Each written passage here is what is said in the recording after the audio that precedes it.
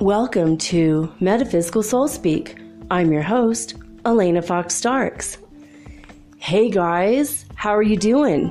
Are you getting a lot of signs from the universe lately? Oh, I've gotten some weird ones.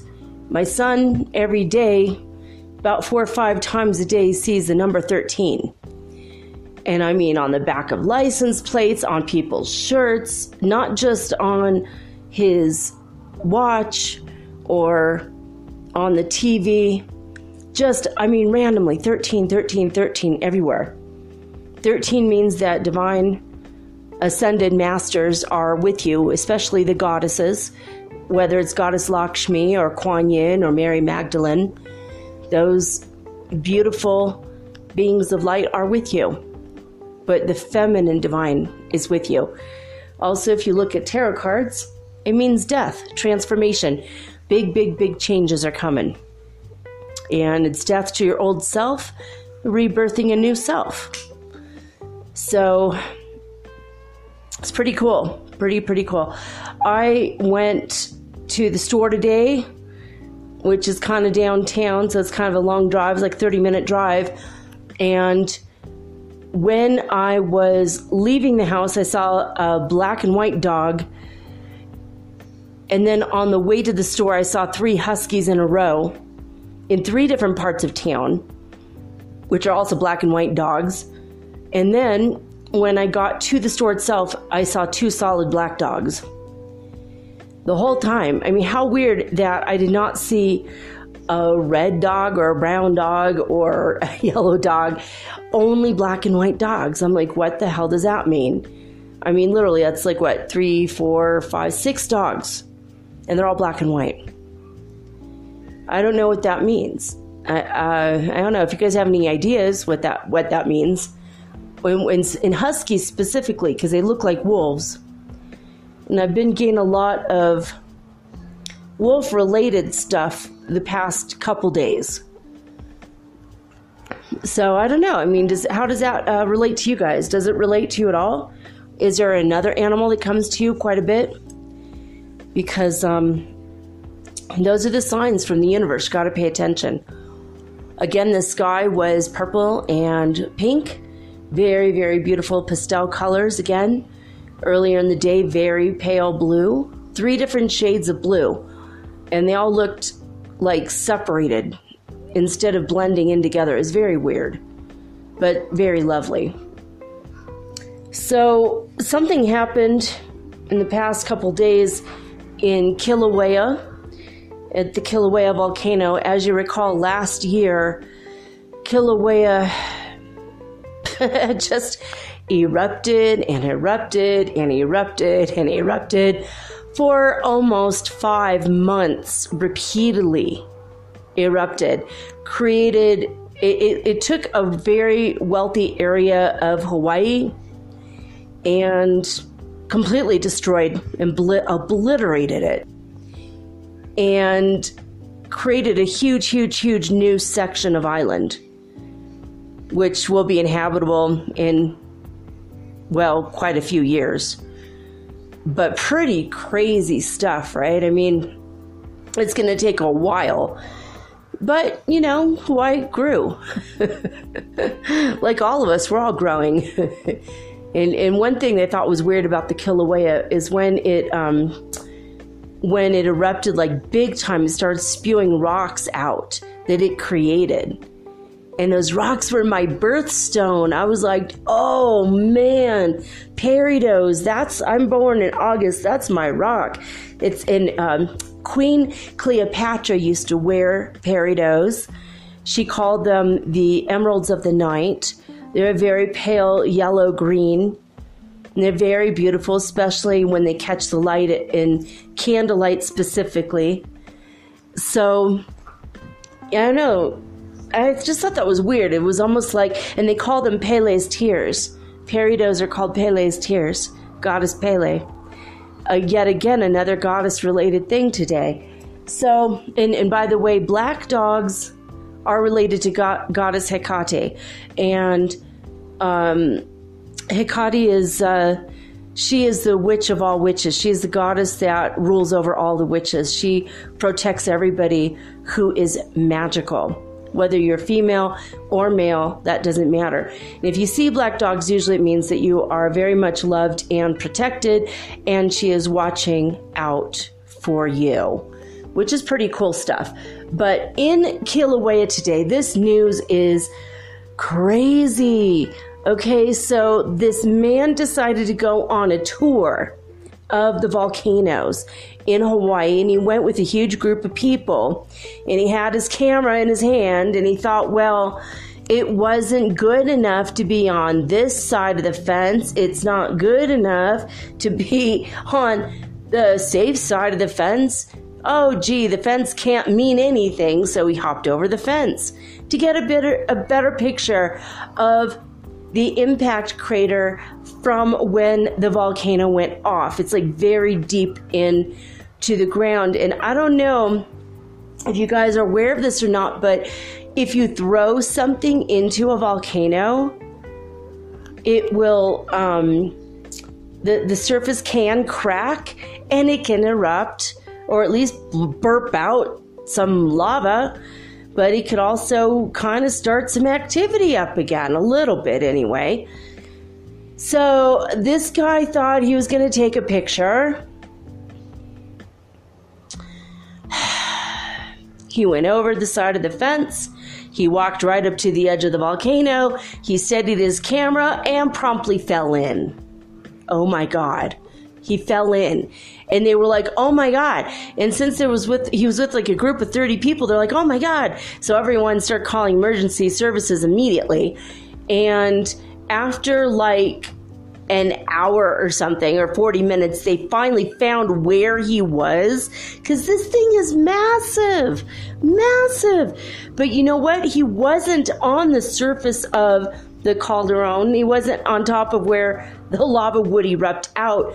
Oh, no. He fell off the side of the cliff and landed on a jagged edge sticking out 70 feet from the top of the surface of the cliff, but still quite a ways away from the actual part where the lava would come out, cauldron. Well, they had to use an elaborate system of ropes and pulleys and a helicopter to rescue him, and it took 1 hour to rescue him with ropes. And then they had to airlift him. Well, they took from the helicopter, they brought him out to a field, and then they had to have a medevac come and airlift him to the nearest hospital, where he said, because he had sustained so many injuries from falling off the edge of a cliff 70 feet below and hitting a ledge. Lucky he didn't hit the volcano. He probably would have fallen all the way into the hot lava and died. It's not active lava on top, but it's a very thin crust. I mean, okay, so this is the reason I'm bringing this up, is when you go on vacation, you don't leave your brains at home. Please, please, please heed all of the fences, heed all of the warnings, because the people that put those up, they know better than you. I have a lot of friends on Facebook and a lot of friends on Instagram and a lot of friends on Twitter that did that really famous thing where they're like jumping and their legs are up in the air and they're like, yay, in front of Machu Picchu. Do you know how many people die? They fall off the cliff there and they just die. Can you imagine that's your last moment on Earth? You look like a freaking moron if that's your last moment on Earth. Like, yay, you did something, that you loved and you died doing something you loved. But I mean, duh, it's obvious you broke the rules. I'm not always for keeping in the confines of the law or the rules, obviously. But there's certain things you guys got to learn. Not you guys, because you guys are probably smart. If you're listening to me, I know that you're probably more intelligent than the average Joe, but anyone who's going to any major place, the Grand Canyon, people fall into that all the time. Every year people die doing that jumpy thing. Yay, look at me, woohoo. You know what? Go to the Grand Canyon and then go home and buy the green screen thing for it and do it at home. It just makes me so scared for people because people don't realize, they get drunk, they get high, woohoo, we're on vacation, we don't have to act like ourselves, we're in a different country, oh my God, we could do whatever. What's worse can happen, they'll deport us, whatever. People get kind of lackadaisical with their personal safety, and this just kind of really bothered me. This guy's going to be in the hospital for like a couple days. He's going to live, he's fine. Obviously, he didn't get burned, but he got cut up. I mean, have you ever took a pumice stone to sand off your heel, your heels? I mean, ladies, I know what you're talking about, but I know some men that have used a pumice stone as well. And it's really scratching. And, luckily this is polished pumice stone. But when you have a piece of actual volcanic rock, that can cut you up. It's obsidian. It's like glass. It's so intense. Well, that's what this guy fell on top of. Oh, God, it's so scary. I mean, even when Kilauea was going off, some boats got too close and there were lava bombs. The moment they hit the water, they bounced back up because of the interaction of the water and the lava, and it just spews out, but then it doesn't just go into the water gently and quietly. Oh, no. It flies back up. And besides the fact that when lava hits water, I mean, you got to know your chemistry, guys. It turns into hydrochloric acid, gas. This spews up in the air. You breathe that in, you're dead. You're going to get lung damage if you don't die right away. I mean, people were being hit by lava bombs. It was crazy. The whole Hawaii thing was just nuts there for a while. Anyway, it's just a precautionary tale. If you guys go, or anybody who's going to go to any place like Machu Picchu or the Grand Canyon, I mean, anywhere, just be very, very careful. I mean, even with anything with wild animals in Thailand, I saw about 6 months ago, there was a story about a lady who had really big hair, really, really big, Texas style hair. You know what I'm saying? It's giant cotton candy on your head type of huge hair. That freaks animals out, especially tigers for some reason. And there was a lady who got ripped up. Her arm got ripped up when a baby tiger looked at her hair and freaked out on her when she went over to the monastery in Thailand where they take care of and they shelter the tigers. The tigers are normally calm and relaxed, but I mean, she apparently had a lot of makeup on and a lot of perfume, and her hair was big, so she looked weird and she smelled weird to the tigers. She might have looked good for herself, for her family and friends back home, but you got to be careful when you go into nature preserves with wild animals. Don't wear a lot of makeup and don't wear a lot of perfume. It freaks them out. It's not what they're used to seeing. And don't make your hair all big. You don't need half a can of hairspray to visit wild animals. I mean, that was another thing. I mean, when you guys go on vacation and summer is just around the corner, 1 month away, and then a lot of people have 2 to 3 months off if they're teachers and students, and also everyone takes their vacation in the summertime. So just be careful and keep it in mind. I mean, there's barriers up for a reason. A lot of people are allergic to perfume, so when you go on the plane, don't wear perfume. Just to be around wild animals too. I mean, I live in Ecuador. I don't know if I'm going to go to the jungle or if I'm going to go to the beach. I mean, part of me really wants to just hit the beach, toes in the sand, live life half drunk for a couple days and then come home. Or if I should go to the jungle and go hug the monkeys, and there's a special butterfly preserve, I might go look at the butterflies and, be with the teeny tiny animals, like the butterflies. Some of them are huge though. I'm hoping to see the blue ones. The blue ones are so, so magical. But I'm kind of I don't know where I want to go. I'll probably do both, but one this month and one in June. But, even that, I'm getting ready. Like, I have to have shoes that, I can run in case of caiman. If I go to the jungle, when I was in the jungle last time, I saw a lot of caimans in the wild, and I don't mean at a zoo. I mean, like, literally out in the wild. I was hiking at night. We saw giant tarantulas. Some were poisonous, some were not. We saw caimans in the wild. We saw a lot of stuff. I mean, when I was in Guatemala, I saw crocodiles in the wild. And it's exciting and scary all at once, And, it's just, I don't know. I'm just like, what am I going to do? Precautionary. What do I need to do for, keeping my skin from being bit by mosquitoes? And I don't, there's like all kinds of crazy stuff. I mean, the jungle here in Ecuador has more species than any other part of the planet. There's not a lot of bugs in the rest of Ecuador, but in the jungle, it's outrageous. So I'm kind of like, what am I going to do?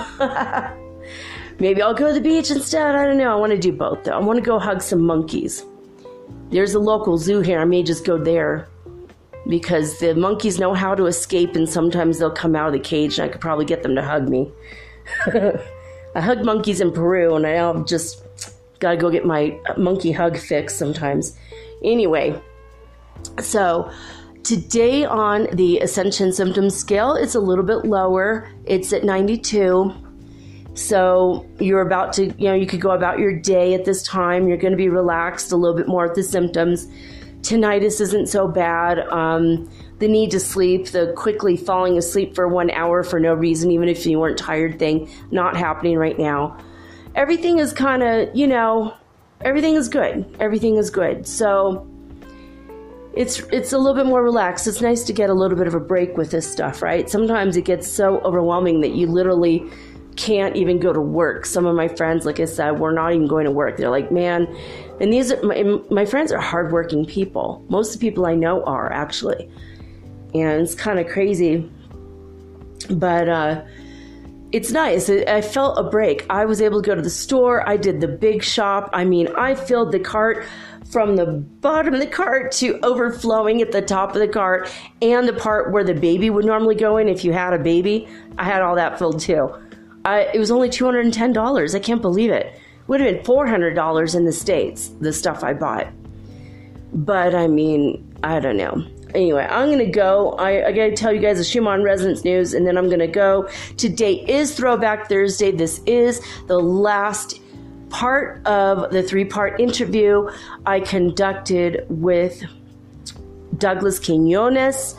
He has a doctorate's degree in archaeology, and he also studied anthropology, and he's in Guatemala, and he lives in Antigua, but he grew up not too far from Antigua, I think kind of maybe in the jungle in Guatemala, a little bit north, possibly, or maybe in the mountains, but he grew up speaking the original Mayan language, so he knows exactly what all those glyphs mean, all those things that people were just kind of guessing at, and they think that they could just go ahead and culturally misappropriate that whole system for themselves and write a book in the U.S. and, hey, yeah, this is what it means. No.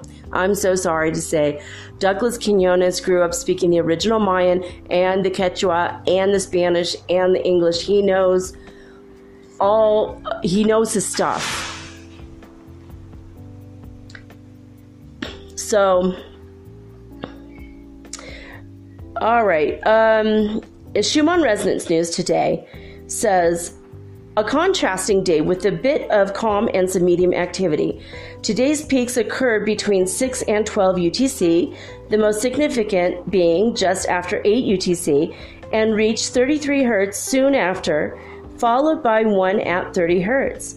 The other peaks were about 20 Hertz. So it was very mild today, all around, with the Schumann resonance as well as the Ascension scale symptoms. So pretty cool stuff. I'm excited. I had a lot more energy today, and I think because we had so many symptoms for so many days, and now I'm like, whew, big break. So it's nice to have a big break. Anyway, be safe out there, guys. I love you all. I'm going to say goodbye right now, because I'm just going to let it play out after the interview is over. I love you guys very much. I hope that tomorrow is a lovely day for you as well. And I'm going to sign off, kind of. Stick around for the interview, though. You want to finish up this Douglas Quinones interview. It's pretty good. So signing off with peace and love and joy and the high vibes of the holy fifth dimension. Until next time, guys, peace. Don't forget to listen to the interview. It's in a couple minutes. All right, bye-bye.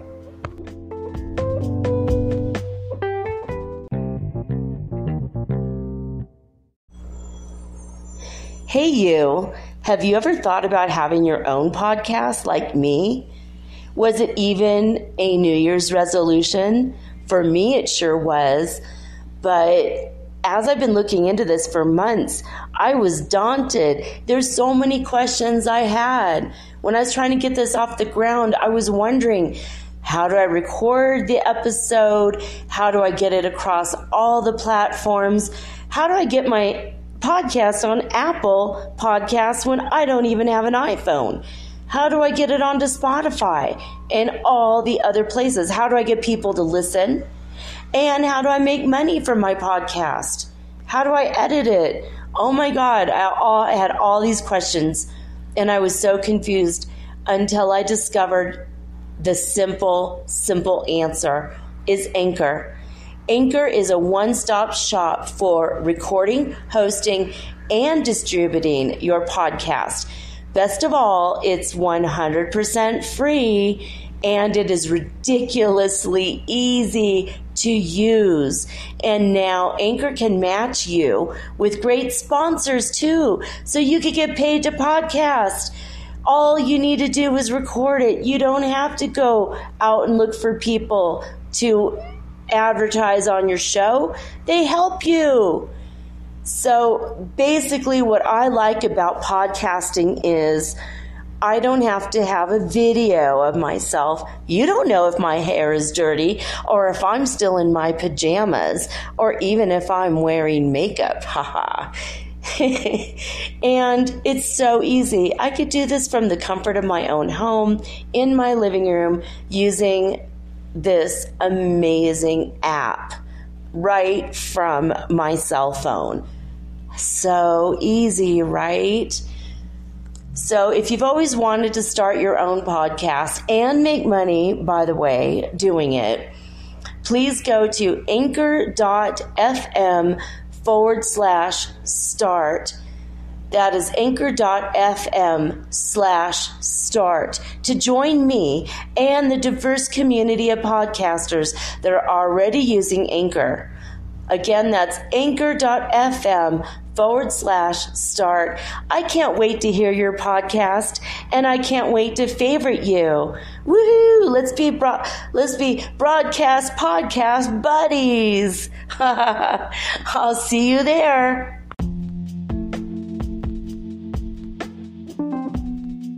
Of green, and to the east is red, to the west is black, to the north is white, and to the south is yellow. Yeah, this is how you'll see when they do Mayan ceremony. This is how they will put all the candles.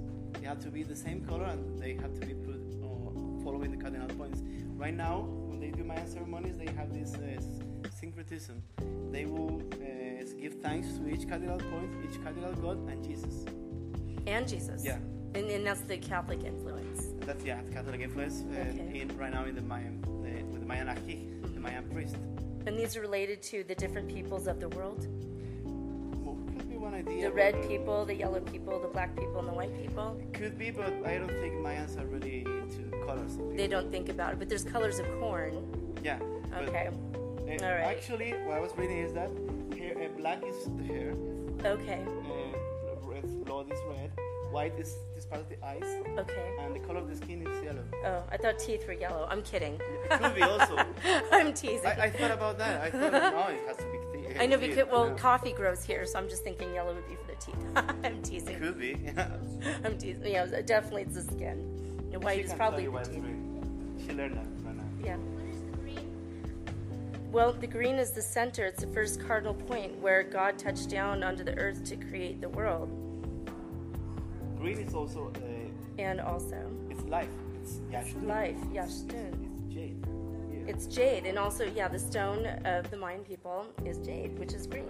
So how do you know how important jade is? I forgot to tell you something about when I was talking about Xibalba. There's a reason for me why you don't call them Mayan indigenous people shaman. Shaman. Yeah, because shaman is a Spanish term they used to call them Mayan Aki, associating them with witchery.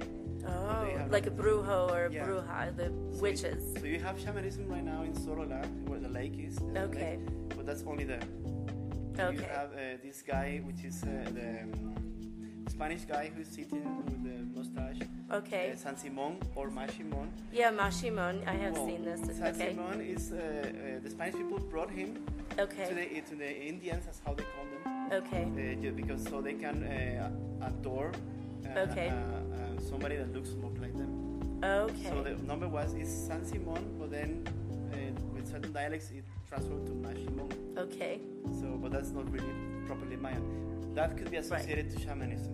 Now the Mayan priests, they are called Achkich. Aki. Kich. Kich. I can't even say that. Achkich. And they are spiritual beings. Okay. They are not into shamanism at all. Okay. Okay. So that's different. Good to know. So this, I'll tell you because sometimes you might talk to Mayan priests and don't call them shaman unless they say they are shamans. Okay. And if they are shamans, they probably have different point of view. Okay, good. Okay. Now, related to this 13 Bactun event, this is the archaeological evidence that tells you that they did believe in this myth of the fifth sun coming out of the mouth of the cosmic alligator. Right now, we are in the fifth sun. Yeah, it says the man who was swallowed by an alligator. Yeah, this was found in Copan. This is the cosmic alligator. This is the god of sun. Kin. Okay. You see these three little... Yes, king. Remember the flower I showed you? The Yeah. So this is kin, and these are the three stones of life. Okay. And the So they're Yashtun. Yashtun. So they're jade and This is bone.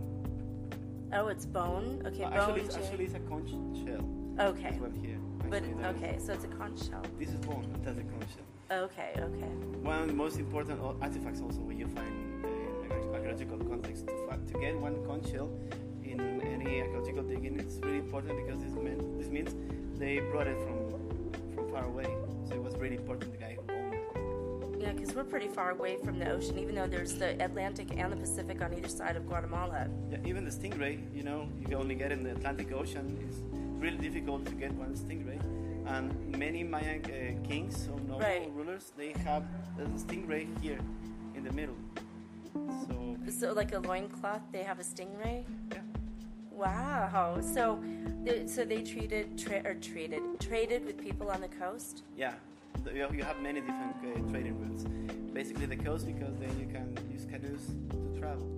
Right. So you have very complex trading routes. Trading routes, yeah. routes. Routes. So this is the archaeological evidence of this 13 Bactun, that they did believe in the sun coming there. What is that? You see, this is the Milky Way on top of you. Okay. You see that dark space over here? Is what NASA calls dark rift. So the Okay. sun is passing there. That's the event the Mayan people calculated. This thing, the Milky Way being on the horizon near the Earth, that happens every 25,800 something years. So Yeah, that's the thing close they to really- 26,000. Close to 26,000, yeah. Sure. That's the thing they really calculated. So that's the only thing you can associate to any event in the sky, not alignments. So like we're talking about, it's only this. Okay. Now, about how important jade is for the Mayan people. This is the first evidence we have of the use of jade as an archaeological, as an offering. Okay. So it was found on the 10 different structures protecting it. Oh. This was carved sometime in the year 1000 to 1500 BC. Okay. This comes from La Venta in the old Mecca region. Okay. So the Mexican Gulf Coast. Everything starts there. In the Mexican Gulf Coast. Yeah, with the Okay. Zapotecas and the Olmecas. There's a place Yeah, called... the Olmecs and okay. Yeah. And there's a place called Zapotecas. Tula or Tulan. Okay. And in the Popol Vuh they mentioned Tula as the city, or the original city. Oh, okay. As a funny fact, the Vikings, they also believe that the original place is called Tula. Oh, interesting. It's very similar. So, And there's no relation genetically to the people? They just happen to have the same word? The Vikings and the no, genetically Olmecs? no, but they do have certain relationships of words. Like, you know, shark. Yes. There's a study that says that shark comes from the Mayan word shock. This is how they call sharks. So there was this British a pirate who came to near Belize, and he saw, hey, look at this. There's the shocks, people said. So then he moved. He said it was sounded like shark. Okay. So well, I'm not sure if that's If it's accurate, true or not. but there's a study, a linguistic study about that. Very interesting. So, well, since this was carved sometime between the year 1000 to 1500 BC, and the first Mayan settlements began to appear between the year 1200 to 1500 BC as proper cities. Okay. Before you have little nomads and little cities, but not big buildings. This means they were really into this stone for some reason. They have to develop a technique for this, and you have to take into account that just to carve 1 millimeter inside the stone, using Mayan techniques, you have to work for 60 hours. So to carve 1 millimeter into the jade, it takes 60 hours. Yeah, more or less 60 hours. Ooh. So it was really important. They have That's different huge. rocks. They have obsidian, they have silex, they have this which is called pumice, Oh, pumice, yeah, of which course. is really soft. But they chose to do things on this. On the jade specifically. Maybe it has a very important value. Right. A spiritual value. Maybe it's because it's part of the creation myth. Wow. So that's the So relationship. jade it has a relationship to the creation myth. Yeah. It's the stone of life. And green is the color of life. Yeah. It's also the color of all of our plants that feed us. This is the color of the stalk Yeah. of corn also. And the stalk of corn corn. is life. And corn is life. And you see many archaeological burials when they have an important guy with jade offerings 1, 2, 3, 4, Right. and one in the center. And the center, many of times you have that, the god of corn, Okay. little god, or some corn in the middle, Okay. always with jade. So that's the importance of jade. That's so awesome. So, now you said the creation myth, there is an alligator. So are there alligators in Guatemala? Yeah. If you go to Rio La Pasión, for example. How far away is that? Because we're in the mountains here in Antigua. Well, it's not really the Kind of. high mountain. It's not too high. It's from here will be like 6 hours when you reach Okay. Rio La Pasión. Okay. Or Sumacinta is the same river that can take you to Palenque. Oh, okay. Or to the Mexican Gulf Coast actually. Okay, so there alligators. So there's alligators in that river. Yeah, you can see alligators. Good to know. Actually, 2 or 3 months ago, one of the forest keepers, how do you call them? Yeah, that's okay. Forest keeper. Yeah. From Forest ranger, we say, but the same forest difference. ranger, Yeah. apparently he was eaten by an alligator. He went swimming on the place I went swimming also. Wow. And apparently he was eaten by one. Oh wow. And the alligators will talk, so no one else can swim there anymore. Yeah. So you see a lot of alligators, well, not as much as before, but then a lot of Wow. alligators. And also alligators, they have a special meaning. You see this picture here? Yeah, what's in this picture? On the back of the alligator, they say they represent the mountains because you see the pointy. Oh, the mountains on the alligator. Okay. Yeah. So I've been reading some texts that say that it could also represent Earth, the alligator. So the alligator represents Earth. It could be. For some It could be. problems. This one Okay. is a very important stela. This is stela 25 from Izapa. Izapa was settled in the year 1500 BC. One of the earliest settlements. Okay. Mayan settlements. Iztapa. Izapa. Iztapa. Yeah, Izapa Okay. is a place near here. Okay. And this is a different place. So Izapa has this stela. This is very important also because you know the Popol Vuh, the oldest book in America. Popol Vuh, yeah. This was translated from Mayan glyphs to Spanish texts in the 17th century by Okay. Francisco Jimenez. So this means it might have some Spanish influence on the text. It does mention certain things like gold and silver on gold, for example. One god because they had many different gods, apparently, the Mayans. So, but this is important because this stela is evidence that they did believe in a very ancient myth of creation 70 centuries before. Why? Because it was carved sometime between 250 BC. Okay. You have here Hunahku. He goes to the skies to fight Kukuish. Hunapku. Yeah, to to Okay. fight Kukuish Okay. or Seven Macau or Itzamye. Okay. This was a greedy bird. He went to fight in Samne? Itzamye. Okay, so not in Itzamna is the god of wisdom, you said before. So Yeah. Itzamye is someone. Itzamna. Itzamna, okay, all right. Yes, similar. So this one here, he was to fight this bird, and it was a greedy bird that didn't let the sun or moon shine on Earth. Oh, So he didn't like that. He goes there and blows a gun at the bird, okay. blows a dart. A sorry. dart, okay. So the bird comes down and he wants to take out the eyes, which are green, glassy eyes. Okay. And the teeth are made out of jade. Okay, Jade, that's the proper name of jade. okay, So the bird comes down, he fights with him. This is his wife, by the way. So okay, he fights with him, it's his arm, you see? okay. And you can see the belly here. Okay, so he goes to fight the bird it's blocking the moon and the sun in the sky, and the bird's wife was watching this whole thing, No, the bird wasn't watching the bird. Actually, or the wife wasn't. The wife, birds of. He The goes wife. back to his house Okay. and the bird is waiting for him and then he died. Okay, so he died with. So the greedy bird that wouldn't allow anything to shine on the earth went back to his wife at night and died. Yeah, and then this, I don't remember this passage, but then he becomes the first priest. But the bird becomes the first priest Yeah. after he died. Yeah, well, I don't really remember that passage exactly. Okay, but he ate the man who fought with him. He ate his arm off Yeah. And then he And- got it back again because he's the hero twin. because so he became that priest again. Or was this this guy? No, who he was became the this? priest, this bird. All right. Bird So the became bird the became the priest. Now, who was the person that fought the bird? What was Hunabku, the hero twin. Hunabku? Hunabku. He's the one who becomes the sun every day. Okay. He's the one that becomes the sun every day. Yeah. So this part is one passage of that book. So again, this tells you that it's a very old myth, and this is what many archaeologists are looking for: the earliest city. And the Mirador has this thing, carbon on the. I was just going to ask about El Mirador because they did discover. And when did they discover it? See, I read on the internet, and you can always trust the internet, right? So that they discovered the largest pyramid on Earth That's true. 4 years ago, is what they said. So I don't know you if tell it's me. 4 years ago because I learned from that in university and I don't know, finished a long time ago. But, Okay, all right. But this fact is that it's the biggest pyramid. It is the largest. It's bigger. It's way bigger than the Egyptian pyramids. It's way bigger.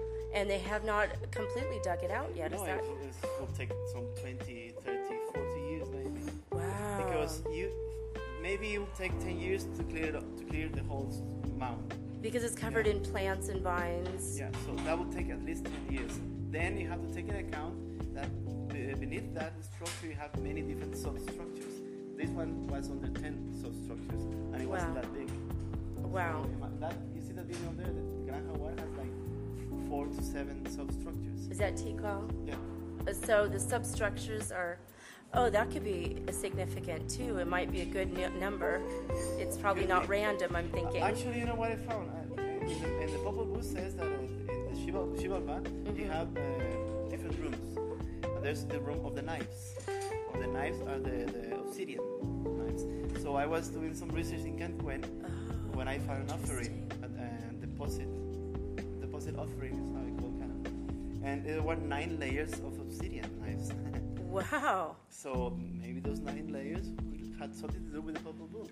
So I had it in my hand. So it was really good. Wow, And that's also- really excellent. And also found one of these things, which I call eccentric. Which it's called what? Eccentric. It's because- Eccentric. Yeah, it's because of the shape. Because Yeah. You don't know what it's for. These are only found in a ceremonial context. I can't even describe. It almost looks like an alien spinal column. Yeah, but this is the- Eccentric is a good Closing word for it. alligator here. Oh yeah. This is Hunabku or Balamke. Okay. This is for Hunabku. And this is Chuck. The one I was putting over there. Chuck. The god of thunder. The god of thunder is called Chuck. Yeah. One of the most That's- important gods for the Maya also. By the way. Right, of course. So you see, if you try to notice the face, alligator, the face, and So there's actually 9 little notches on the edge too. could be the nine. which would represent the 9 gods, maybe. Oh, it's so interesting. Oh, okay. So, in Native American, in the United States, a lot of Native Americans use obsidian, and they form it into knives, and when they do that, it protects from evil spirits. So maybe in the base of the pyramids, maybe that's what they're doing. What do you think? Actually, we are doing some research about that. I wonder if the Mayans have that. They have to have it written down somewhere. No, that's the thing. No. But we are doing some research with my former boss. She works in Sorbonne France. Okay. Oh, Sorbonne. Sorbonne, yeah. So what I was doing in Cancun was for that university.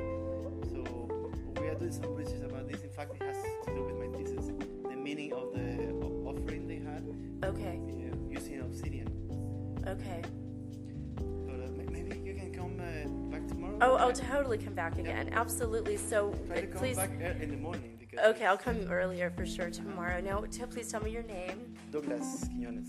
Okay, Douglas Quiñones. Yeah. And we are in the Maya Cosmology Museum. Yeah, from Yates.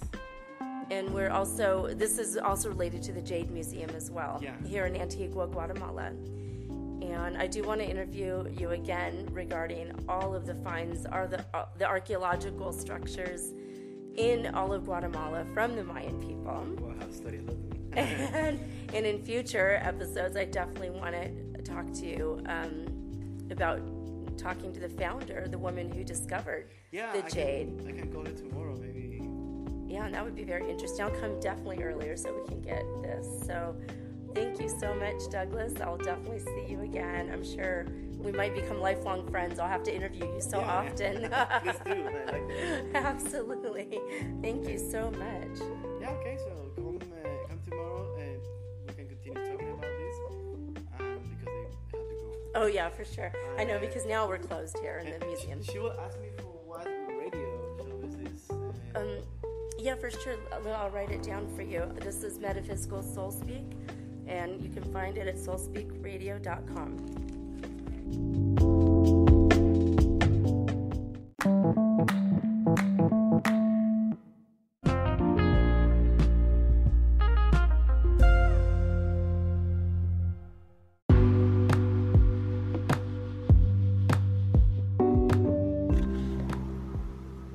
Metaphysical Soul Speak is run on sponsors and listener support. This means listeners like you.